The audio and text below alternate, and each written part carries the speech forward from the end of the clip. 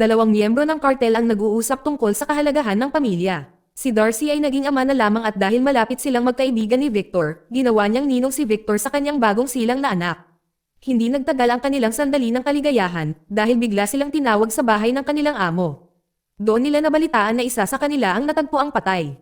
Galit na galit ang kanilang amo, isang pinuno ng kartel na nagngangalang Alphonse. Sa nakalipas na 3 buwan, may isang taong naninira sa kanyang organisasyon. Sa tuwing napapatay ang isa sa kanyang mga tauhan, nag-iiwan ang mamamatay tao ng nakatagong mensahe sa katawan, maaaring sa isang sulat o nakatago sa likod ng isang litrato. Ang mensahe ay palaging may parehong linya, isang maikling tanong na nakatali sa mga numerong 7, 1, at 9, na parang nagtatanong kung may nalaman na ba si Alphonse. Matapos itong pag-isipan, napagtanto ni Alphonse na bawat larawang ipinapadala ng mamamatay tao ay may nakasulat na numero sa likod. Kinukumbinsi niya ang sarili na kagagawan ito ng isang karibal sa negosyo, at ayaw niyang maghintay sa susunod na papatayin ang isa. Nang gabing iyon, tinipon niya ang kanyang mga tauhan at dumiretso sa punong himpilan ng mga karibal. Sa sandaling iyon, si Harry, ang karibal na pinaghihinalaan niya, ay komportableng gumugugol ng oras ng mag-isa kasama ang isang babae. Nang biglang pumasok si Alphonse at ang kanyang mga tauhan sa lugar, si Harry ay nabigla. Naniniwala si Alphonse na si Harry ang nasa likod ng terorismo dahil 3 buwan na ang nakalilipas, nagtalo sila tungkol sa kung magkano ang dapat ibayad ni Harry kung gusto nitong mag-operate sa teritoryo ni Alphonse. Kakatwa, mula ng pagtatalong iyon, isa-isang napatay ng isang hindi kilalang sumalakay ang mga tauhan ni Harry. Kahit ilang beses pang igiit ni Harry na hindi siya ang salarin, ayaw pa ring makinig ni Alphonse. Maging si Darcy, na kilalang kilala si Harry, ay sinubukang makialam at magmungkahi na baka maling tao ang napili nila. Pero si Alphonse ay pagod, galit, at hindi na makapag-isip ng malinaw. Nang matagpuan niya ang sulat kamay ni Harry at napansin niyang kamukha ito ng sulating iniwan ng mamamatay tao, iyon lang ang kailangan niya. Sa isang iglap, nakagawa siya ng desisyon at binaril si Harry hanggang mamatay. Sa isang putok na iyon, sa wakas ay magsisimula na ang tunay na digmaan. Ang tunog ng putok ng baril ay ginagawang isang lugar ng digmaan ang gusali. Agad na lumaban ang mga tauhan ni Harry at naganap ang isang brutal na putukan. Sa isang punto, naubusan ng bala si Alphonse. Nahiwalay sa kanyang mga tauhan, at nakulong sa isang silid na walang labasan. Napansin ni Victor na nasa panganib ang kanyang amo, nagmadali siyang tumulong, at nagawa niya itong makontak sa tamang oras. Sa wakas ay natapos ang labanan at nakakagulat na walang namatay sa mga tauhan ni Alphonse sa sagupaan. Pagkatapos ng trabaho ay bumalik na siya sa kanyang apartment para magpahinga. Habang nagpapahinga sa kanyang balkonahe, may isang bagay na nakakuha ng kanyang atensyon. Sa kabilang daan, napansin niya ang isang babaeng nagngangalang Beatrice. Nakatira si Beatrice kasama ang kanyang ina, at mahirap hindi mapansin ang mga peklat sa kanyang mukha. Dahil dito, madalas siyang magmukhang nahihiya at hindi komportable tuwing may nakikilalang bago. Gayunpaman, kinabukasan ay naglakas loob pa rin siyang magpadala ng mensahe kay Victor kasama ang numero ng telepono nito. Nagpakilala ang babae sa telepono at walang pag-aalinlangang niyaya niya itong kumain sa isang restoran. Sa buong pag-uusap nila, halos hindi umimik si Victor. Nag-iingat siya dahil sa isang maling galaw ay maaaring mabunyag kung sino talaga siya at kung ano ang kanyang ginagawa. Kasabay nito, hindi niya maiwasang makaramdam ng kuryosidad tungkol sa babaeng ito na determinadong makipagkita sa kanya. Alam ni Beatrice na hindi na niya maitago ang mga peklat sa kanyang mukha.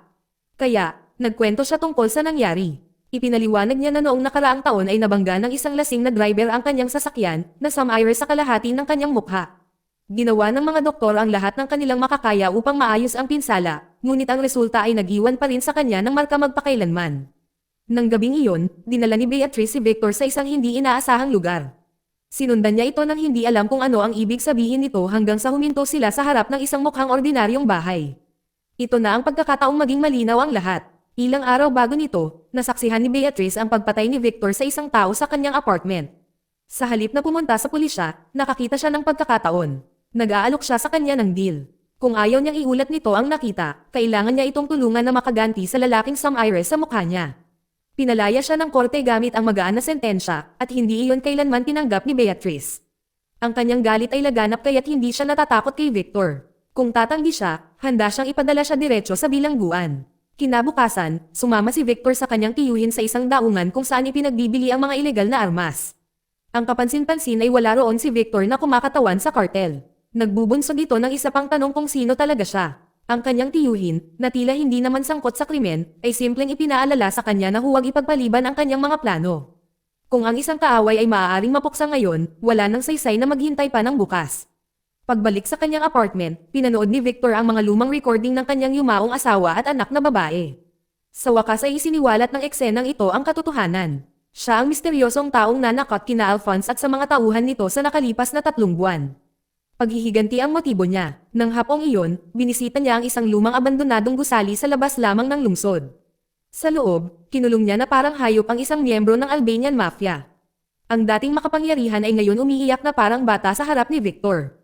Malinaw nitong ipinapakita kung gaano talaga kadelikado si Victor. Kung gugustuhin niya, maaari sana niyang patayin si Beatrice nang walang pag-aalinlangan, ngunit hindi niya ginawa. Nagiging malinaw na sinasaktan lamang ni Victor ang mga taong may kaugnayan sa kanyang nakaraan. Nang gabing iyon, bumalik siya sa apartment ni Beatrice upang tugunan ang kahilingan nito. Hindi madali ang gusto niya mula sa kanya. Ngunit sa pagitan ng pagpatay sa isang inosenteng babae o pagtulong sa kanya na makahanap ng hustisya, pinili ni Victor ang huli. Habang nag-uusap sila, biglang sumulpat ang ina ni Beatrice. Ipinapalagay niya na may relasyon si Victor sa kanyang anak at tinatrito ito na parang isang magiging manugang, at inabutan pa niya ito ng isang kahon ng lutong bahay na cake bago ito umalis.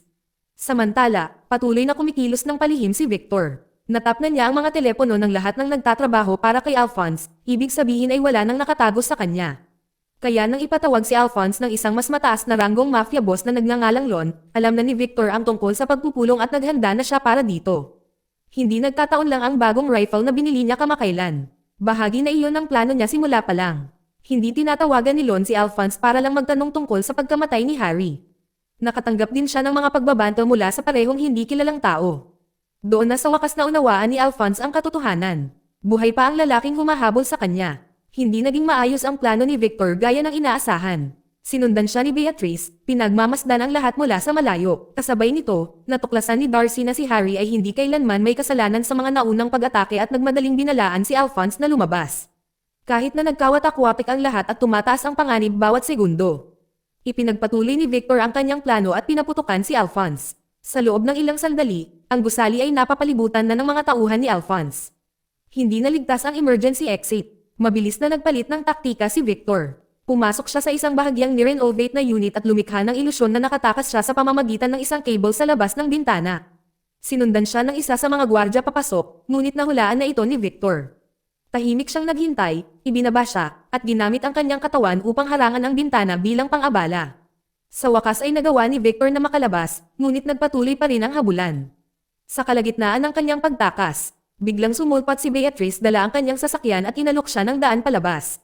Dahil wala nang ibang pagpipilian, pumayag si Victor. Maya-maya, mahinahon siyang huminto at umakto na parang sila ni Beatrice ay magkasama na parang isang normal na magkasintahan.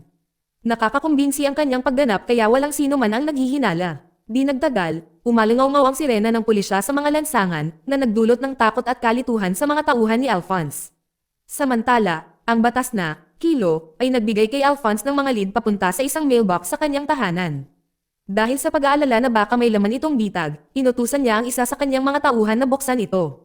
Sa loob, nakakita sila ng isang automated audio device sa loob ng isang sobra na may isa pang misteryosong pahiwatig. Nang gabing iyon, binisita ni Beatrice ang apartment ni Victor upang ibalik ang sandatang naiwan sa kotse nito. Nabigo si Victor dahil sinundan siya nito, ngunit alam din niya na kung hindi dahil sa pakikialam nito kanina, maaaring hindi siya nakaligtas. Ngayong napakaraming nakita na niya, sa wakas ay isiniwalat na ni Victor ang katotohanan tungkol sa kanyang nakaraan. Sinabi niya sa kanya na siya ay tubong Hungary. Pagkatapos maglingkod sa militar, lumipat siya sa Amerika, nagtapos ng engineering degree, at bumuo ng isang mapayapang buhay kasama ang kanyang asawa at batang anak na babae. Nagbago ang lahat noong gabing tinakot ni na Alphonse at ng kanyang mga tauhan ang gusali ng apartment. Ang kanilang intensyon ay takutin ang mga tao, ngunit isang ligaw na bala ang tumagos sa dingding ng kwarto ng kanyang anak na babae at agad itong namatay. Sa paghahanap ng hustisya, nagtungo si Victor sa pulisya. Dahil sa takot sa mga kahihinatnan, inupahan ni Alphonse ang Albanian Mafia upang patahimikin siya. Binaril nila ang asawa ni Victor at iniwan itong akala mo'y patay na. Kahit papaano, nailigtas siya ng mga doktor mula sa coma. Nang gumaling siya, nawala siya, nagpanggap na patay, at lumikha ng bagong pagkakakilanlan. Simula noon, lahat ng ginawa niya ay puno ng paghihiganti. Natigilan si Beatrice. Nagbago ng husto ang pananaw niya kay Victor. Binigyan niya ito ng isang maliit na anting-anting para sa swerte, umaasang magtatagumpay ito sa paghihiganti na matagal na niyang hinintay. Tuwing gabi, mag-isang nakaupo si Victor at nanunood ng mga lumang video ng kanyang anak na babae. Ang mga recording na iyon ang kanyang nagbibigay buhay, isang paalala kung ano ang nawala sa kanya at kung bakit hindi siya maaaring tumigil. Pinapanatili nilang buhay ang kanyang galit at nakatuon ang kanyang misyon. Samantala, sa wakas ay napagtanto ni Alphonse na may mali. May tumapik sa telepono niya. Sa kaibuturan niya, pinaghihinalaan na niya ito. Wala nang ibang paraan para malaman ng misteryosong umaatake ang pribadong pakikipagkita niya kay Lon. Dahil sa kumpirmasyong iyon, sinimulan ni Alphonse ang pagpaplano ng isang kontra-atake. Kinabukasan, tumungo si Victor sa isa sa mga karaniwang tambayan ni Alphonse. Wala siya roon para makihalubilo. Sinusubukan niya ang distansya at saklaw ng pagtugon ng gatilyo ng kanyang bomba. Lingid sa kaalaman ng lahat, nagtanim na si Victor ng mga pampasabog sa bubong ng gusali. Pagkatapos niyang suriin ang signal, biglang dumating si Alphonse. Nanatiling kalmado si Victor at umakto na parang basta na lang lumabas ng banyo sa pag-asang maiwasan ang paghihinala. Gumagana naman, pero may kakaiba pa ring nararamdaman si Alphonse. Pag-uwi ni Victor, sinabi niya sa kanyang tiyuhin na may sira ang gatilyo ng bomba. Wala nang oras para ayusin pa to. Kung matutuloy ang plano niya, malamang mamamatay siya kasama ng mga kaaway niya. Habang nag-uusap sila, dumating si Beatrice at narinig ang lahat. Napagtanto niya na handang isakripisyo ni Victor ang kanyang sarili, at ang kaisipang iyon ay sumire sa kanya. Mali ang pagkakaintindi ni Victor sa emosyon niya at inakala niyang nalulungkot ito dahil iniisip niyang hindi nito tutuperin ang pangako nitong tutulungan siya. Tiniyak niya rito na may oras pa para harapin ang lalaking sumire sa buhay niya. Nang gabing iyon, sa wakas ay nakarating sa Albanian Mafia ang paketeng ipinadala ni Victor.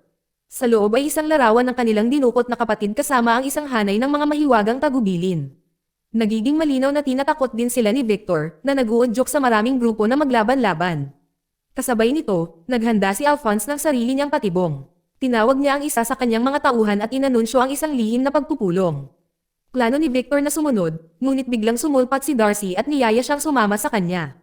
Ang kwento ay tatanggo kay Paul, ang miyembro ng kartel na napatay kanina.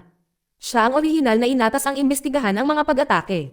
Nasubaybayan ni Beatrice ang kanyang mga huling galaw at nalaman niyang bumisita si Paul sa isang sementeryo isang araw bago siya namatay. Ngayon, nag-aalala na si Victor. Kung matutuklasan ng kartel ang mga puntod ng kanyang pamilya, magugunaw ang lahat. Bago pa niya ito maproseso, ipinatawag na siya ni Alphonse. Pagdating ni Victor, dalawang armadong gwardya na ang naghihintay, na hudyat ng panganib. Ngunit sa halip na akusahan siya, ginulat ni Alphonse si Victor. Kinabukasan, bumalik si Victor upang tingnan ang kalagayan ng kanyang bilanggo. Sa pagkakataong ito, nagkunwari siyang nakikiramay at nag-alok ng tulong. Sinabi niya sa lalaki na dahil isa lamang siyang mababang antas na miyembro, hindi niya ito maaaring palayain, ngunit maaari siyang mag-record ng mensahe para malaman ng kanyang kapatid kung saan siya hahanapin. Ang tila isang maliit na gawa ng awa ay bahagi pala ng isang mas malaking plano. Gusto ni Victor na ibalik ang mensahe kay Alphonse para magmukhang si Alphonse ang nasa likod ng pagdukot. Nang matapos ang recording, tinanggal ni Victor ang piring sa mata. Sa wakas ay nakita ng bilanggo kung sino ang humawak sa kanya at agad na nagbago ang kanyang mukha. Nakilala niya si Victor bilang ang lalaking binaril niya 3 taon na ang nakalilipas. Hindi lang iyon, siya ang mamamatay tao na inupahan ni Alphonse para patayin ang asawa ni Victor. Ang realisasyong iyon ang huling bagay na kanyang natatanggap bago wakasan ni Victor ang kanyang buhay at iwan ang kanyang katawan para sa mga daga. Dahil dyan, naipaghiganti na ni Victor ang kanyang asawa. Iisa na lang ang natitirang target, ang lalaking responsable sa pagkamatay ng kanyang anak na babae. Plano sana niya na siya mismo ang maghatid ng recording, pero tumawag si Darcy at gustong makipagkita. Dahil wala nang ibang pagpipilian, hiniling ni Victor kay Beatrice na ihatid na lang ito. Bago umalis, ibinalik niya ang lalagyan ng pagkain na ibinigay sa kanya ng kanyang ina at nagpasalamat ng maayos. Samantala, patuloy na iniimbestigahan ni Darcy ang mga huling araw ni Paul. Nalaman niya na bago siya namatay, binisita ni Paul ang isang puntod sa Hungary. Sa sandaling iyon, nagsimulang magpanik si Victor. Kung iuugnay ng kartel ang libingan sa kanyang nakaraan, magugunaw ang lahat. Nang gabing iyon, naghanda si Beatrice na dumaan sa apartment ni Victor dala ang patunay na naihatid na ang pakete. Maganda ang kanyang pananamit, ngunit habang nasa daan, siya ay ginugulo at inatake ng isang grupo ng mga bata na nanunuya sa kanyang mga peklat at bumabato sa kanya. Nasaktan at nanginginig, tinawagan niya si Victor at hiniling na sana ay puntahan siya nito. Habang nagpapalit ng damit si Beatrice, kinausap ni Victor ang kanyang ina at muling nagpasalamat dito para sa pagkain. Doon niya nalaman na si Beatrice pala ang nagluto nito. Sa sandaling iyon, nagiging malinaw sa kanya na mas mahalaga sa kanya ang babae kaysa sa sinabi niya ng malakas. Maaaring hindi kamukha ni Beatrice ang kanyang yumaong asawa, ngunit ang kabaitan nito ay tunay. Nagsimulang makaramdam ng pagkakasala si Victor, kaya nagpasya siyang gawan ito ng paraan para mabayaran sa pamamagitan ng paglabas kinabukasan. Binilhan pa nga niya ito ng bagong puting damit para palitan ang nasira kanina. Pero bago pa sila makapagkita, tumawag si Darcy. Natuklasan na niya ang katotohanan. Ang taong nasa likod ng lahat ay nagngangalang Laszlo. Ang pangalang iyon ay kabilang sa dating pagkakakilanlan ni Victor. Ang inakala ng lahat na patay na. Mabuti na lang at wala pang nahahanap na litrato si Darcy. Pero binabago nito ang lahat. Nauubusan na ng oras si Victor. Kung maliligaw siya ng nararamdaman niya para kay Beatrice, maaaring magulo ang buong plano niya. Kaya, sa halip na isama siya sa petsang ipinangako niya, hinanap niya ang lalaking may kasalanan ng kanyang mga peklat. Natagpuan nila siyang lasing pagkalabas ng isang bar, at agad siyang pinatay ni Victor. Tapos na ang kasunduan sa pagitan nila. Hindi inaasahan ni Beatrice na susunod si Victor sa kanyang plano, lalong na matapos lumaki ang koneksyon sa pagitan nila. May parte sa kanya na gusto na lang kanselahin ang buong kasunduan para lang mas matagal niya itong makasama. Samantala, dinala ni Darcy si Alphonse sa sementeryo. Gusto niyang kumpirmahin kung totoo nga ba ang mga chismis. Tila imposibleng ang isang lalaking ipinapalagay na patay na ang siyang humahabol sa kanila. Para malaman ang katotohanan, nakipag-ugnayan si Darcy sa Albanian Mafia na nagsagawa ng mga pagpatay ilang taon na ang nakalilipas. Ito ang araw na pinaghahandaan ni Victor. Sa wakas, lahat ng plano niya ay natuloy na. Sa lahat ng taong nagtatrabaho para kay Alphonse, iisa lang si Victor ang ayaw patayin, at ang taong iyon ay si Darcy. Para maprotektahan siya mula sa paparating na pagsabog, sinubukan ni Victor na humanap ng dahilan para paalisan siya sa punong himpilan. Kasabay nito, sa wakas ay nakarating din sa Albanian Mafia ang video package na ipinadala ni Victor. Ang natitira na lang ay hintayin silang kumuha ng pain at salakayin ang base ni Alphonse. Kapag nangyari iyon, nasa posisyon na si Victor na may sapat na pampasabog para wakasan ang lahat. Bago kumilos, nag-iwan muna si Victor ng liham kay Beatrice. Dito, ipinaliwanag niya na ang lasing na driver na Sam Iris sa mukha niya ay buhay pa. Noong nakaraang gabi, sa halip na patayin, binugbog lang niya ito hanggang sa mawalan ng malay. Nakakagulat, nakapagbigay ito ng kaunting ginhawa kay Beatrice.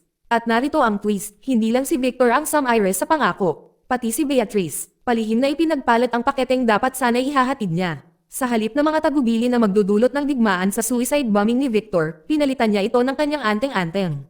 Kaya naman wala pa rin nangyayari hanggang ngayon. Ginawa niya iyon dahil hindi na niya kayang itago ang nararamdaman niya. Ang problema, sinabihan na ni Victor si Darcy na magkita sila sa apartment nito. Pagdating ni Darcy, natuklasan niya ang isang nakatagong silid sa likod ng refrigerator. Kinukumpirma ng lahat ng laman nito ang lihim na pagkakakilanlan ni Victor. Sa mismong sandaling iyon, pumunta rin si Beatrice sa apartment sa pag-aakalang naroon si Victor. Dumiretso siya kay Darcy at agad niyang natuklasan ang katotohanan. Tumawag si Victor at sinubukang kumbansihin si Darcy na pakawalan siya. Ipinaliwanag ni Victor na si Darcy ay hindi kailanman nilayong maging target at ang gusto lamang niya ay makaganti sa mga taong responsable sa pagkamatay ng kanyang pamilya. Pero ayaw makinig ni Darcy. Sa halip, dinala niya si Beatrice kay Alphonse at inilantad ang lahat ng kanyang natuklasan.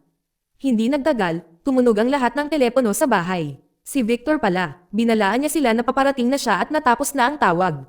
Ilang segundo lang ang lumipas, may bumusinang kotse sa pasukan. Biglang sumulpat si Victor at nagpakawalan ng putok ng walang pag-aalinlangan. Walang kapantay ang mga tauhan ni Alphonse para sa kanya. Sa loob ng ilang sandali, kalahati sa kanila ay nakabagsak na. Hindi siya pumili ng kotse para lamang sa proteksyon. May nakatagong bomba sa loob nito. Natarante si Alphonse at nagtago sa isang silid sa likod habang pinapanood ang kaguluhan na nagaganap sa pamamagitan ng mga security camera. Isa-isa, nabubuwal ang kanyang mga tauhan. At kahit sa gitna ng lahat ng pagkawasak na ito, iniiwasan ni Victor na barilin si Darcy. Habang desperadong naghahanda si Alphonse ng kontra-atake, tahimik na sinimula ni Beatrice ang sarili niyang plano. Patuloy na lumalaban si Victor, ngunit naubusan na ng bala. Dahil wala nang ibang pagpipilian, sinimulan niyang ihagis ang huling bahagi ng kanyang mga gawang bahay na pampasabog para pigilan ang mga umaatake. Sa kabilang silid, natarante si Alphonse. Naniniwala siyang nakatakas si Beatrice. Pagbukas niya ng pinto para tingnan, sinalubong siya ng boses na tumutugtog mula sa isang recorder. Boses iyon ng miyembro ng mafia na nahuli ni Victor kanina. Ang mensahe ay buong sinasalita sa wikang Albanian, kaya walang ideya si Alphonse kung ano ang sinasabi nito. Ngunit sa sandaling marinig ito ng pinuno ng Albanian mafia, naging malinaw sa kanya ang lahat. Pinapalabas sa mensahe na parang si Alphonse ang may pananagutan sa pagdukot sa kanyang kapatid. Walang pag-aalinlangan, binaril ng mafia boss si Alphonse hanggang mamatay. Ang plano ni Beatrice ay gumagana ng eksakto gaya ng nilalayon. Dahil wala na si Alphonse, hindi na kailangang tapusin ni Victor ang kanyang buhay. Natapos ang digmaan sa pagitan nila nang walang isa pang bala na pinaputok. Habang naghahanda si Victor para umalis, bumalik si Darcy sa silid. Kahit na matapos ang lahat, tumatanggi pa rin si Victor na patayin siya. Maaaring nagkamali si Darcy, ngunit hindi pa sapat ang tagal ng pagiging bahagi niya ng cartel para hindi na siya maligtas. At ganoon na lang, tapos na ang siklo ng paghihiganti. Sa wakas ay nakamit na ni Victor ang hustisya para sa kanyang pamilya at wala na ang mga kaaway na Sam Iris sa kanyang buhay. Ngayon, sa halip na mamuhay sa galit at anino, bumaling siya sa isang bagong bagay. Isang buhay sa piling ni Beatrice, isang pangalawang pagkakataon, isang pagkakataong muling buuin.